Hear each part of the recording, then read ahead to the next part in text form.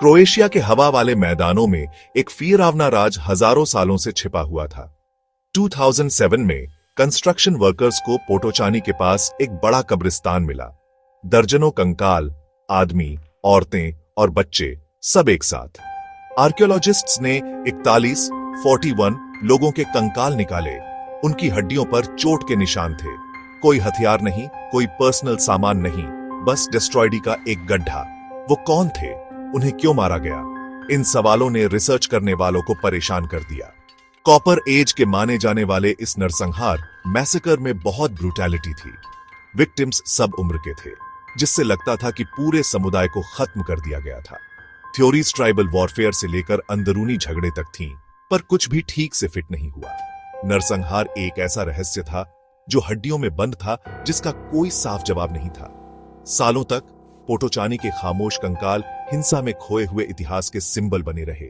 दुनिया को पता था कि एक क्राइम हुआ है, पर कौन, क्यों या कैसे, ये पता नहीं था। इसे सुलझाने के लिए रिसर्च करने वालों को एक नई तरह की चाबी चाहिए थी, एक जो हड्डियों के अंदर ही छिपी थी। जवाब आर्टिफैक्ट्स से नहीं, बल्कि लाइफ की लैंग्वेज से आएगा।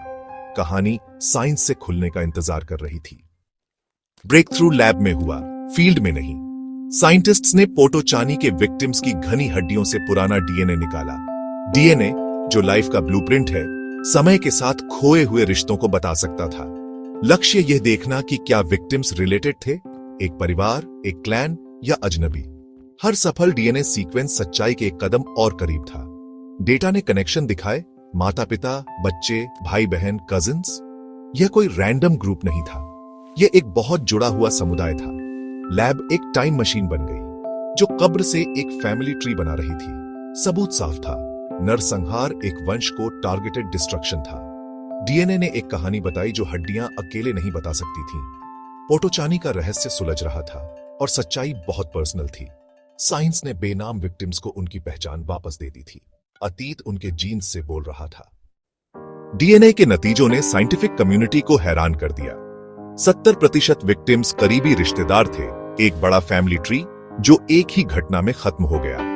पिता, बेटियां, भाई, चाचा, कजिन्स सब एक साथ मारे गए। यह ट्राइबल वॉरफेयर नहीं था, बल्कि एक ब्लड लाइन का टारगेटेड एग्जीक्यूशन था। 4 एडल्ट औरतें जेनेटिक आउटसाइडर्स थीं, शायद दूसरे समुदायों से आई पत्नियां, जो अपने नए परिवार के साथ मारी गईं। मकसद और साफ हो गया, यह एक वंश को इरेजने का एक सोचा समझा काम था।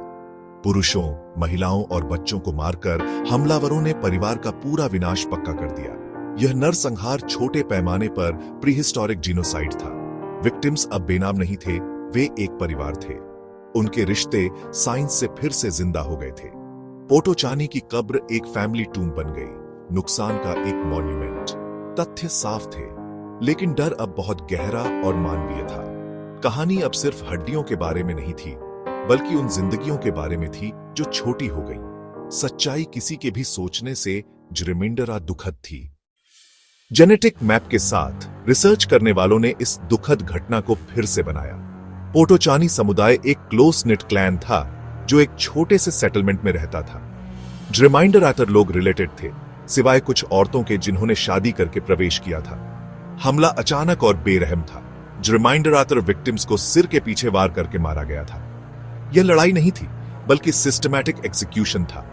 हथियारों ने लेसनों निशाना बनाया, परिवार को इतिहास से मिटा दिया। मंशा शायद टर्बुलेंट कॉपर एज के दौरान जमीन या साधनों के लिए कंपटीशन से आई थी। यह नरसंहार एक क्रूर संदेश था, पूरी तरह से हावी होना, कोई सर्वाइवर नहीं। जीन्स ने एक कड़वी सच्चाई बताई।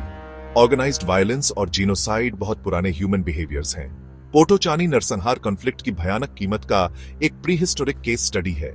साइंस ने हमें रिश्ते बताए, लेकिन हमें फिरआवने का सामना करने पर मजबूर भी किया। यह परिवार, समाज और प्राचीन राइवलरी की क्रूर कीमत की कहानी है। पोटोचानी की खोज सिर्फ प्राचीन इतिहास नहीं है, यह एक चेतावनी है। हम बनाम वे वाली हिंसा की क्षमता इंसान में गहराई से बैठी है। वही ताकतें जिन्होंने इस परिवार को तबाह किया, डर, कंपटीशन, डिह्यूमनाइजेशन आज भी मौजूद है। साइंस ने बेजुबानों को आवाज दी, विक्टिम्स को उनकी डिग्निटी वापस दिलाई। उनकी कहानी एम्पैथी के लिए एक पुकार है, दूसरों में ह्यूमैनियत देखने की एक याद दिलाती है।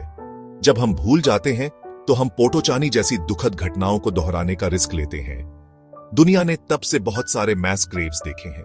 सबक, सच्चाई को दबाया जा सकता है, लेकिन उसे अनकवर्ड भी किया जा सकता है। हमें याद रखना चाहिए, सीखना चाहिए और इतिहास को कभी दोहराने नहीं देना चाहिए। खामोश कंकालों ने बोल दिया है, क्या हम सुनेंगे?